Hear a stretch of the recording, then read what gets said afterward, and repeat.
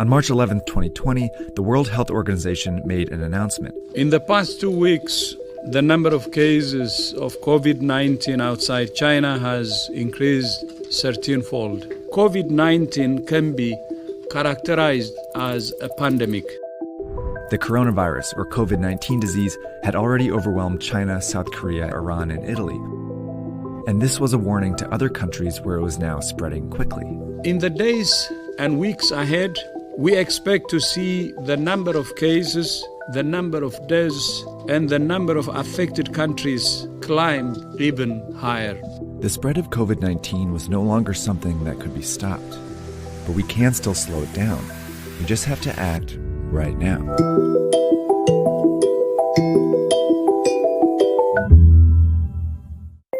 Someone with COVID-19 usually develops a fever and a cough.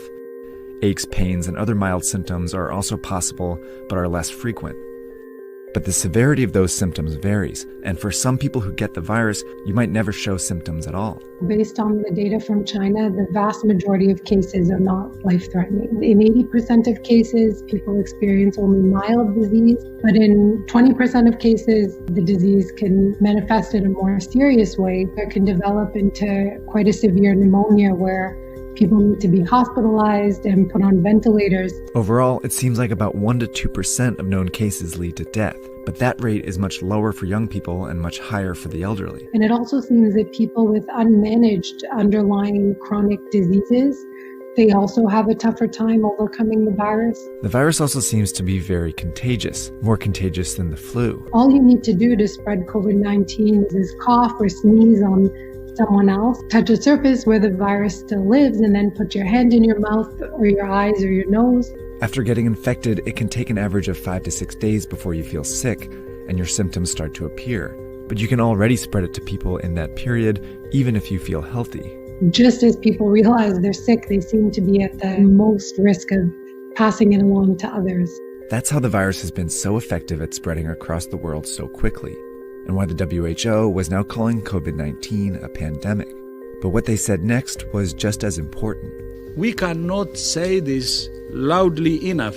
All countries can still change the course of this pandemic. And that depends on something each of us needs to do as individuals.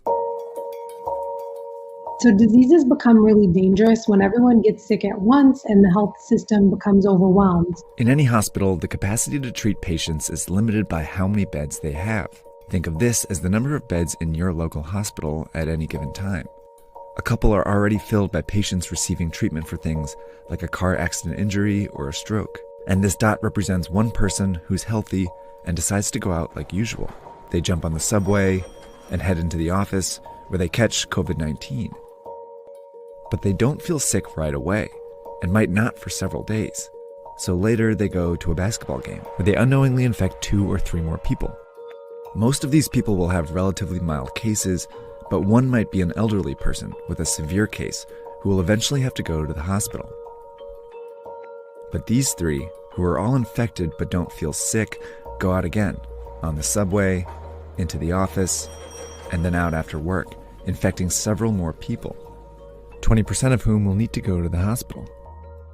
Over a short period of time, this process multiplies the number of people going to the hospital each day. Before long, the hospital is full and a crisis begins. People with severe cases of COVID-19 can't get treatment, and some who could be saved die. Plus, people with other issues can't get treatment either, and some of them die. This surge of severe cases causes avoidable deaths. That's what happened in South Korea, Iran, and Italy, all of which went from 100 to more than 5,000 cases in less than 2 weeks. A lot of people died because they couldn't get into the hospitals.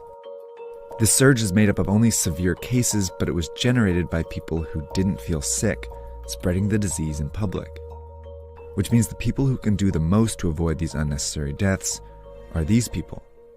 And that means all of us. To slow the virus down, you need to act as if you already have it. By avoiding public transportation, the office, crowded places, and even small social gatherings, you decrease your chances of both getting the disease and spreading it. This is called social distancing. If enough of us do it, the virus still spreads, but much slower. Over time, many people might still get infected, but fewer severe cases show up to the hospital each day, never overwhelming the system. This trendline gets flatter. These people can all get treatment, and fewer people die because of it. These are the two ways the COVID-19 pandemic can play out. But this one only happens if everyone does their part. And it's why experts and officials are urging people to flatten the curve by social distancing and staying home as much as possible. It's also why in the US, many companies are helping by requiring employees to work from home, and major sports leagues have canceled their games for the time being. It may seem drastic, but it's worked before. In 1918, the cities of Philadelphia and St. Louis were both hit by a flu pandemic, but they responded in different ways. In Philadelphia, health officials allowed a huge parade to go ahead, while in St. Louis, officials prepared. They closed schools, theaters, and bars. Philadelphia's hospitals were overwhelmed, and many more died as a result. But St. Louis was able to avoid those excessive deaths. 100 years later, these are the two scenarios we face. A difference not in whether you get the coronavirus, but when you get it. That could mean the difference between life and death, maybe for someone you know. But we have to act now.